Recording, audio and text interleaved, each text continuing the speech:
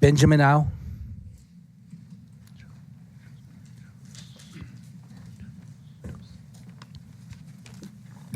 Good evening, Mr. Mayor, council members. Hi, Benjamin. And good evening, ladies and gentlemen. Over the last 2 months, I have talked to at least 200 fellow residents in Cerritos, neighbors, friends, former and current elected officials and former mayors about this issue. Just about everybody supports raising water rate somehow, but nobody supports the current rate increase plan. That's my experience. I understand that this plan does not come from nowhere, and the water resources economics firm recommended it. However, they disclaimed that their decisions, their conclusions were predicated on the data and objectives that our city staff provided them with. And those objectives included that the building the reserve, eliminating general fund support, and fixing the capital projects. My concern is that between the doing nothing and this particular rate increase schedule, is there any middle ground? Can we find any compromise? Have we tried? Are there any other funding sources for instance, the capital projects?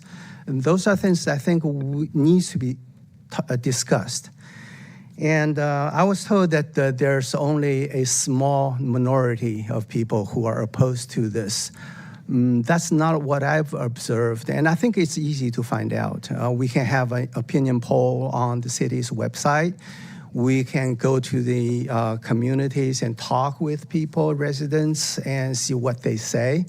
And we can even have a show of hands at the next information session on the 15th. But I'm disturbed at the idea that doesn't matter what people say.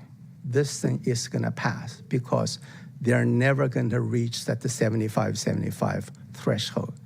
This is probably true because Cerritos has never voted for or against anything with the 75 ballots.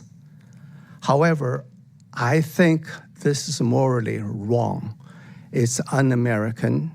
It's borderline coercion. Because in this country, our government is of the people, by the people, and for the people, not over the people. And so I think we need to talk with the people. You invite out the most critical, or most vocal critics to sit down and show them what problems we're facing and what's the right solution. If you oppose this, then what's the alternative? Let's talk about these things. I remember when I first met Miss Linda Johnson when she was on the school board. This is what she did. If there's an issue at the school board, she would bring it to the communities and discuss it with the community members. And I think we can all learn something from her from that time. Anyhow, I think we might pass this thing regardless of the opposition from the communities. However, doing so, I'm afraid will have some consequences. And I really don't want to see that. I want to see everybody succeed. I want to see peace and harmony in our community. So that's why I decided to speak today. Thank you very much.